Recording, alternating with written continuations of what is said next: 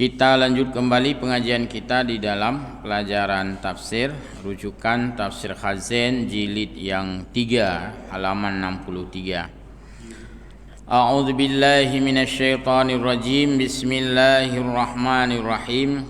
Qala Allah Subhanahu wa ta'ala: Fasda' bima tu'maru wa a'rid 'anil musyrikin. Inna kaffainakal mustahzi'in. Dalam ayat ini Allah Subhanahu wa ta'ala menyampaikan kepada Rasulnya Nabi Muhammad sallallahu alaihi wasallam yang berkaitan dengan risalah, artinya pengembangan dakwah, invensi terhadap dakwah Islam pada saat itu, di mana Allah berfirman, Fasda' bima tu'maru, sampaikanlah secara terang-terangan. Artinya tidak usah sembunyi-sembunyi. Sebab sekian lama Nabi dalam menyebarkan dakwah di awal-awal Islam itu dengan sembunyi-sembunyi. Dilakukan dengan sembunyi lantaran ada ancaman, ada rongrongan, ditantang, diejek dan sebagainya. Maka Nabi menyampaikan dengan sembunyi-sembunyi. Istilahnya ya kalau lokal lah ya, masih di dalam ruangan, dalam lokal, di tempat-tempat tertutup, belum secara terbuka. Maka ketika sekian lama itu Nabi menyampaikan dengan terang benderang, secara terus terang di dalam masyarakat umum pada saat itu. Dan hal ini banyak ditulis di dalam kitab-kitab sejarah Nabi.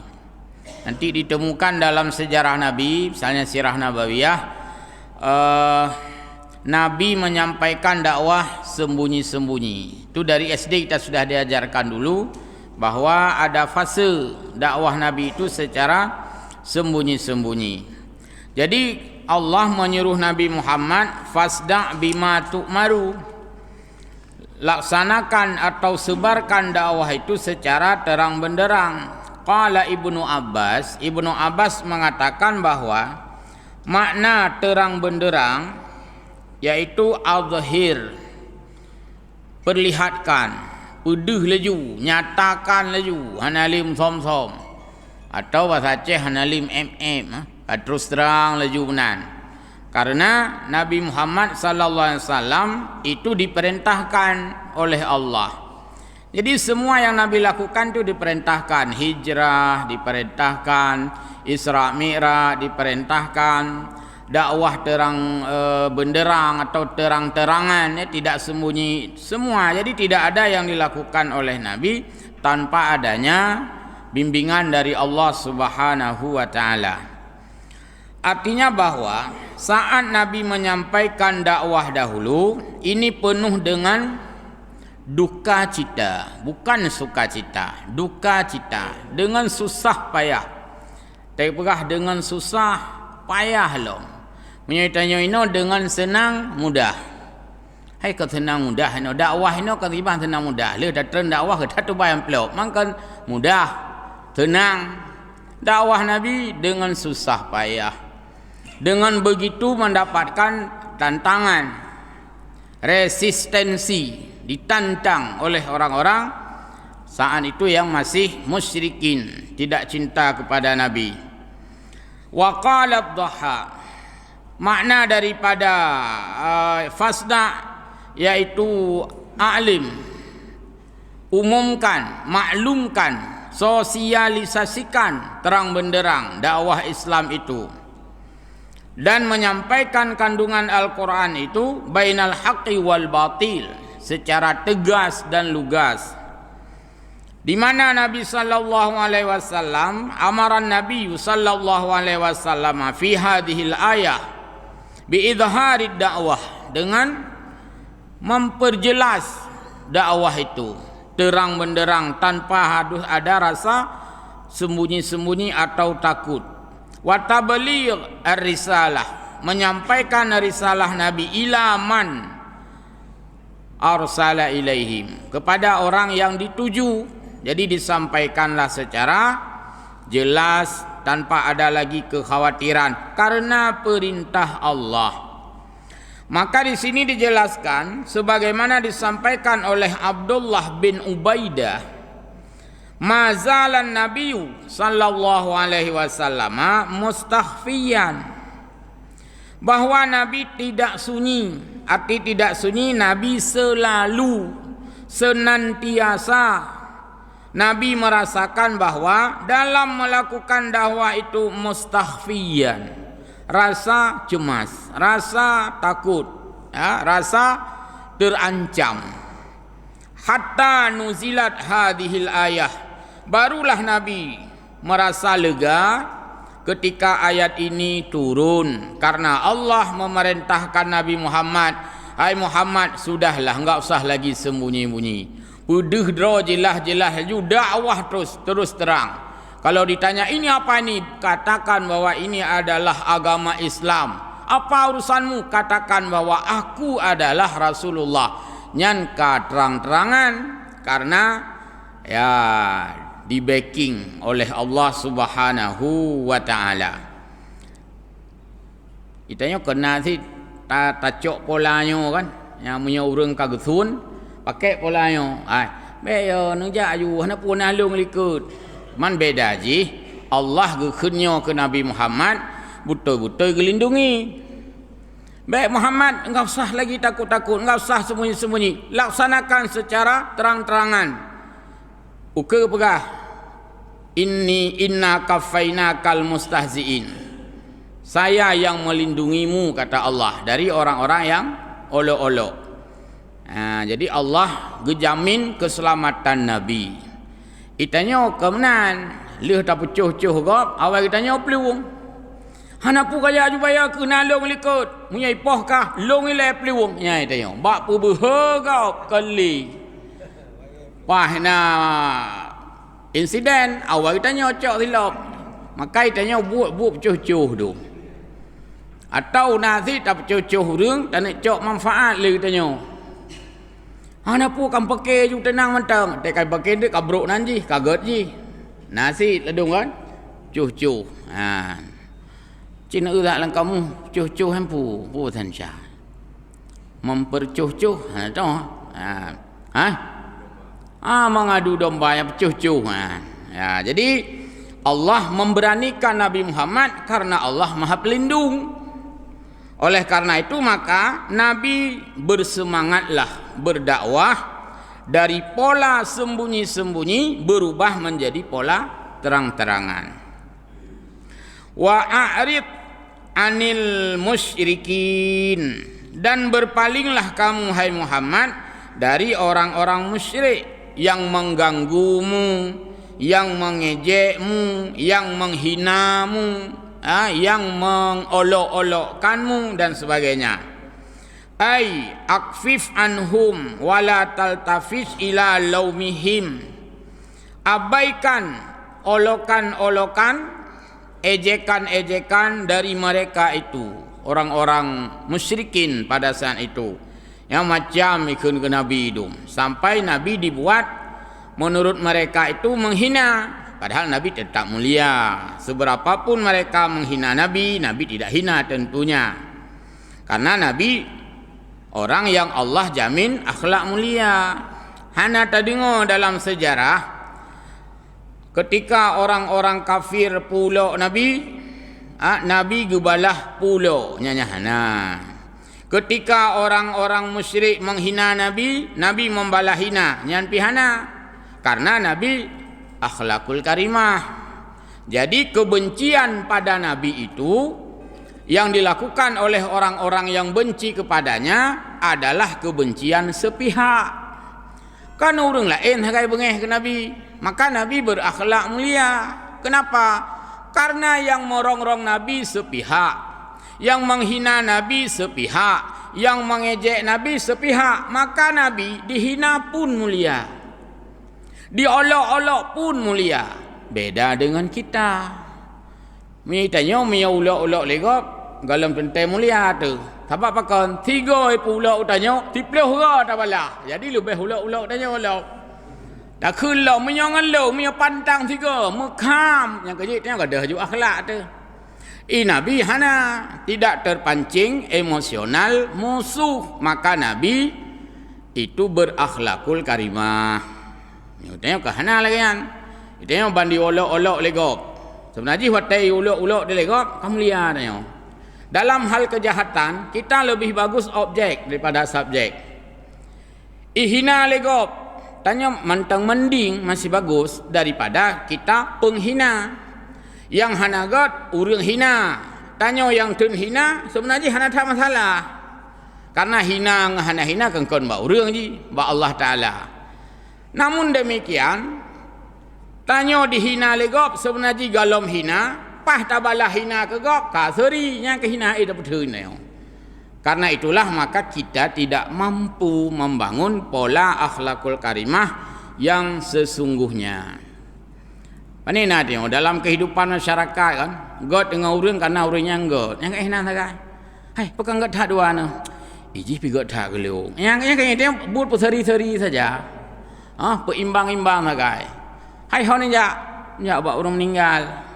Oh cuma dak kibah cuma orang je dah meninggal maklum awai jihja. Ada pusari-sari sagai tanya. Menanti bak pesta, na orang undang pesta. Nyan tengah lung na undang. Tapi nyo lung payah lung ja undang pesta apa kot. Buat pesta nak lung re anak posibelah katro hi. Jadi buat balah-balah sagai tanya. Mia tak depu kanyan hana kejak bak tanya. Oh ngalung hana puyak pancing. Adik raya thai isi lumo hana putu mengajak. Menan laju tanya. Karena memang kita tidak berakhlakul karimah sebagaimana Nabi. Maka Nabi itu dilabel oleh Allah wa innaka la'ala khuluqin azim. Dalam hal Nabi berdakwah begitu banyak hinaan.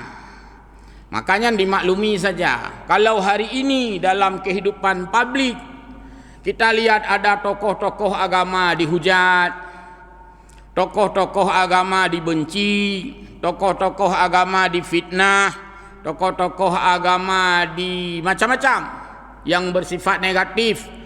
Nabi yang pertama merasakan itu. Nabi yang pertama diperolok. Kita tahu ini kan orang caci ulama dan sebagainya. Ya, boleh jadi itu familinya orang-orang dulu. Yang famili urang-urangnya awai, kadang nak tabuh jaringan, ya. Ya, jadi Allah mengatakan kepada Nabi, a'rid, abaikan, berpalinglah, baik hat petimang, baik hat ya purumun, pu ke masa ceng berarti. Butuh baik pinyu, pu belipih. Butuh baik. Jadi Nabi Muhammad dalam berdakwah tu baik pinyu, artinya tidak terpengaruh dengan ejekan-ejekan itu. Dan Nabi tidak cengeng. Kan hana ada dengar Nabi geti anduk bahasa Aceh. Lu Rasulullah memang lagi yang iluk aku baik Nabi piluk ke rakyat. Hana.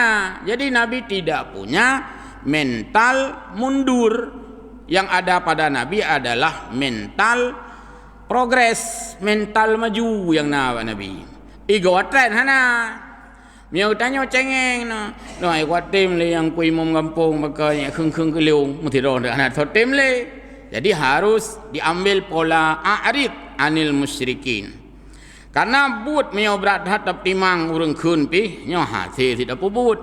Itulah dalam kisah dinamakan dengan kisah Luqmanul Hakim kan, dalam kisahnya. Bagaimana itu? Yang masalah unta. Kanya Luqmanul Hakim sebutkan kan tidak ada yang benar di mata orang. Luqmanul Hakim. Ketika dia berjalan dengan anaknya, saat dia membawa keledai, keledai, kon kedelai, tegume kelidai, dia naik dua-dua, salah di mata orang. Mahana pri kelidai macu dan Luqmanul Hakim, gutem gidu dua-dua kelidai, tak mendeh kon be dua-dua gidu, ganto-ganto lah gidu. Mio kai anak kon be ele gerhak agaknya menai kun. Akhirnya turun salah satu, bukan hanya terngetam tang. Gejak aju, anak jangan dapat. Luqmanul Hakim di kelidai, kan ngalam betul itu ya. Ikulam polong Luqmanul Hakim be nak sayang kana. Enggaknya nak di kelidai, anak you terus dapat. Salah lagi kan?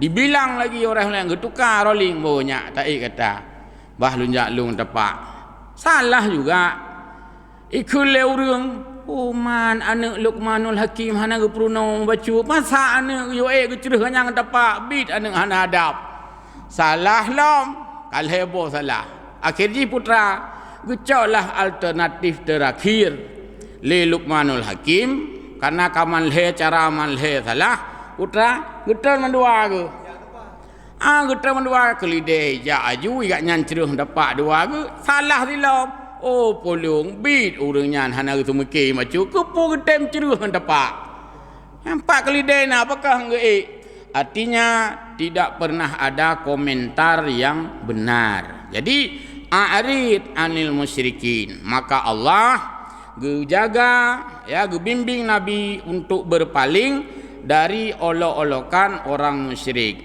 tidak perlu itu dihiraukan kita hiraukan hapuh dan bubut wa tablighu risalati rabbika dan Nabi terus menyampaikan risalah Tuhan wa qila makna lain daripada a'rid anil musyrikin adalah anil ihtimami bistihzaihim yaitu tidak menghiraukan atau tidak begitu peduli atau bahasa lain enggak usah ambil pusing dengan olok-olokan yang dilontarkan kepada Nabi.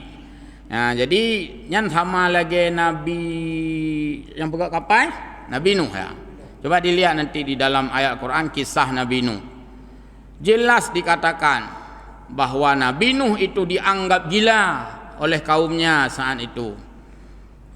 Noh nyan putra kana pelaku putra kana pegang perahunya ya tuh gunung itu. Ni gak perahu la laut. Sampai dia menganggap Nabi Nuh saat itu sebagai orang gila. Nabi Nuh bercurhat kepada Allah.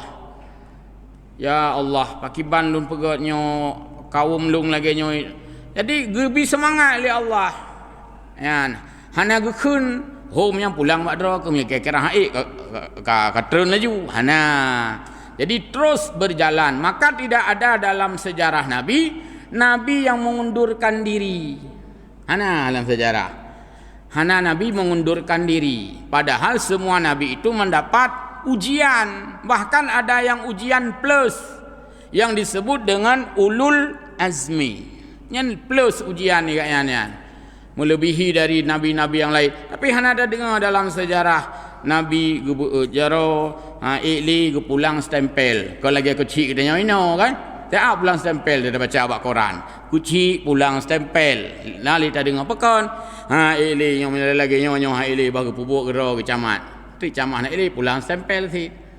Ili pupuk gero ke bupati wali kota pulang stempel pupuk gubernur.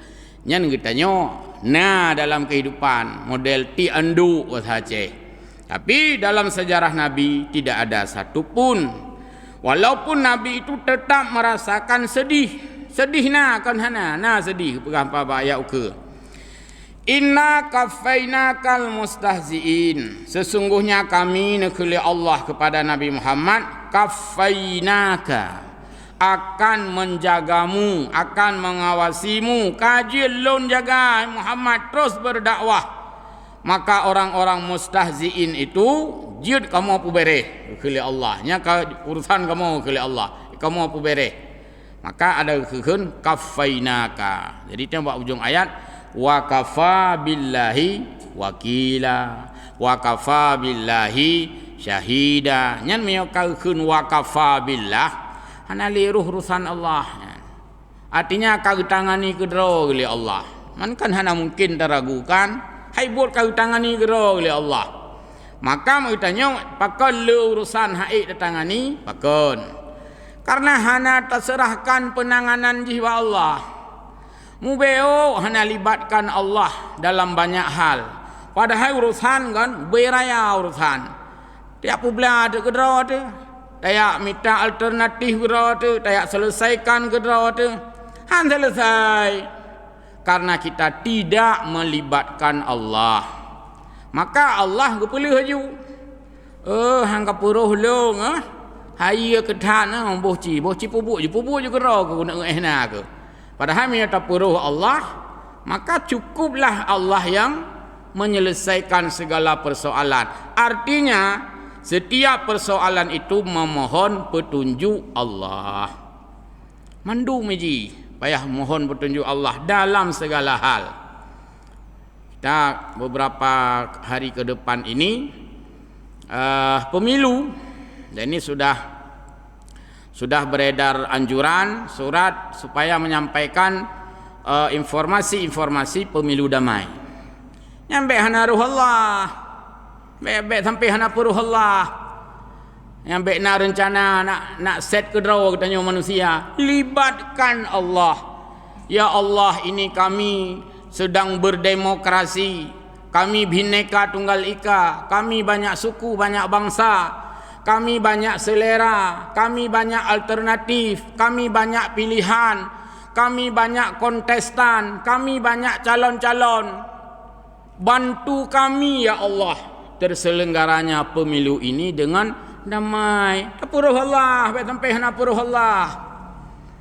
Mia hana tapuruh Allah, gekuli Allah. Bukan, punya cara ngecipuput juga kena karu Tuhan.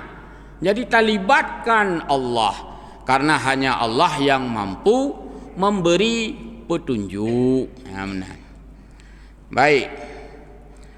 Kemudian waqala ba'duhum, ada yang mengatakan ayat ini sudah mansuh, mensuh. Ada yang mengatakan ayat ini tidak nasih. Li'anna ma'nal i'rad tarkil mubalah bihim. Karena makna berpaling nyokon berarti talu. Ketika Nabi Muhammad tidak menghiraukan caci maki, bukan bermakna Nabi kalah, bukan. Tapi Nabi mengalah. Jadi urung mengalahnya bagus. Kita bagus bersikap mengalah. Dan kita tidak baik kalau kalah. Kalah tidak baik, mengalah baik. Nabi dalam berdakwah bukan kalah, Nabi berdakwah mengalah. Ada orang caci maki, Nabi tidak membalas caciannya, yang kan mengalah. Jadi ayat ini sebahagian mengatakan sudah mensuh karena ada perintah berperang. Sebahagian mengatakan tidak mensuh, artinya ayat berperang, ayat berpaling. Maka dikombinasikan. Kalau begitu, makna berpaling adalah untuk tidak terjadi kontak fisik. Nabi hana gak putu mondro dengan urang ejek, hana gak putu mondro ke. Urang ejek Nabi, urang hina Nabi, hana gak putu mondro ke. Maka Nabi menghindar untuk jalan terbaik, bukan takut dan bukan kalah. Sedangkan ayat perintah perang dalam Islam, haridil mu'mininal qital, hai orang-orang beriman, sing-singkan lengan, bela agama. Itu maksudnya bila dirongrong secara fisik, maka dibalas rongrongan itu dalam bentuk perang pada saat itu. Saat ini sudah nggak ada perang dan tidak perlu perang, dan semoga tidak ada lagi perang. Tapi dulu kan dengan perang, tahapan-tahapan di dalam dakwah Islam tidak sunyi daripada beberapa peperangan.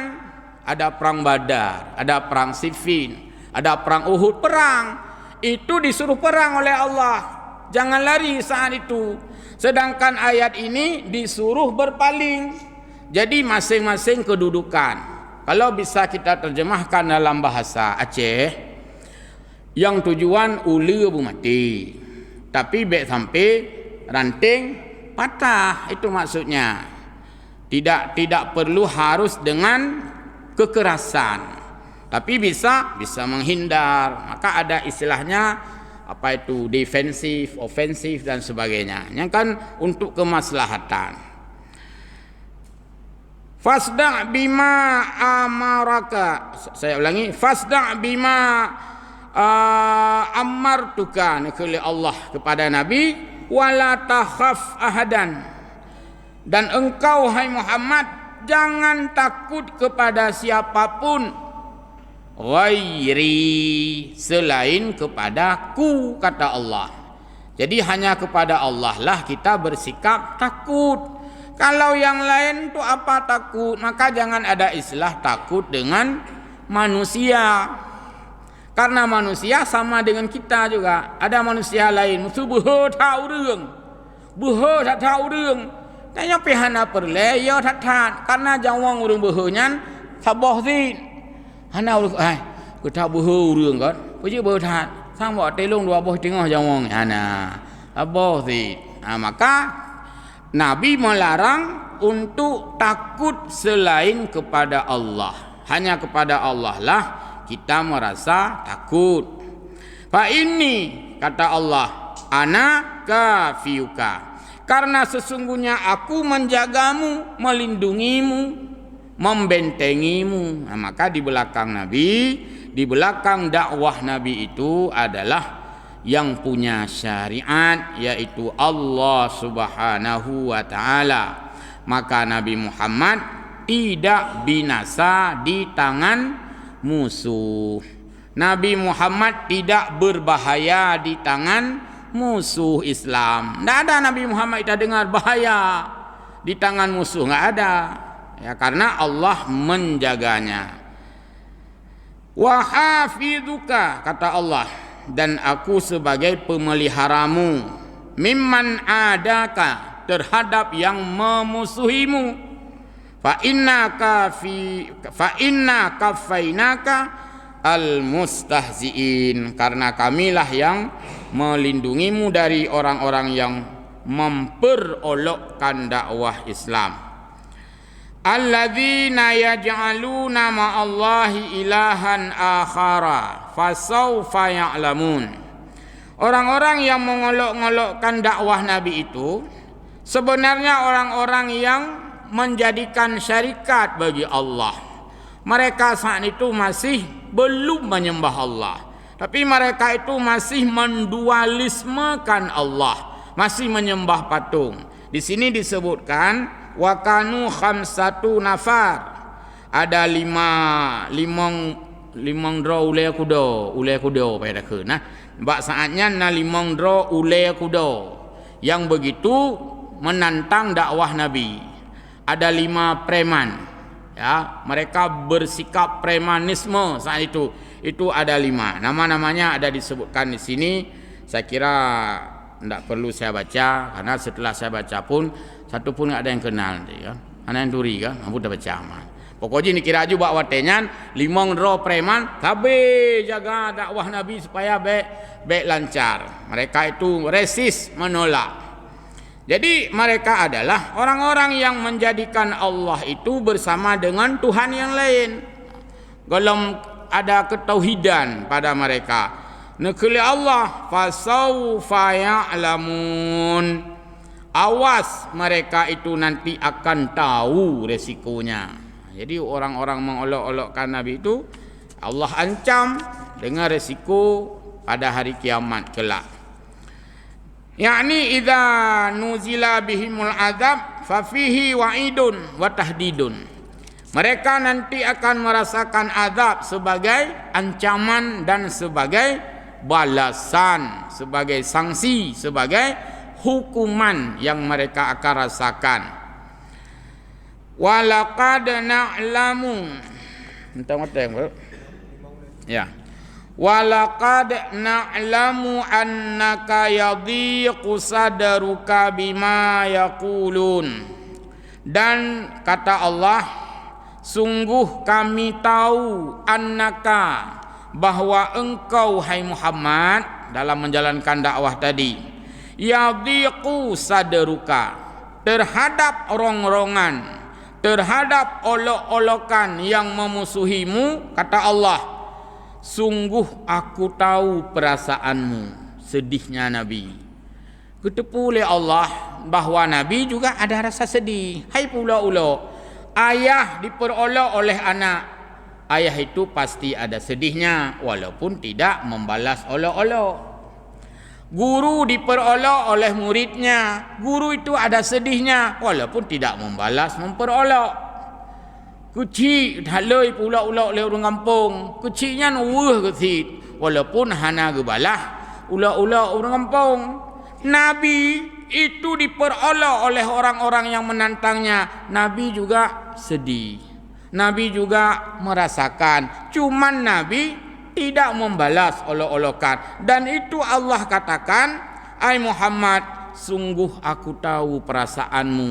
Kamu begitu sedih bukan?" Gitu pun yang Allah. Menyamanan sedih terhadap diolok-olok oleh siapapun itu bukan larangan. Kelarangannya, hai putra sedih ni tak, ibang sedih nak ikun kelung nah, pu yang tertuat lan takui. Oh nak pu sedih. Sedih si. Cuman tidak membalas dengan hal yang sama. Sedihnya kan perasaan hati, perasaan jiwa.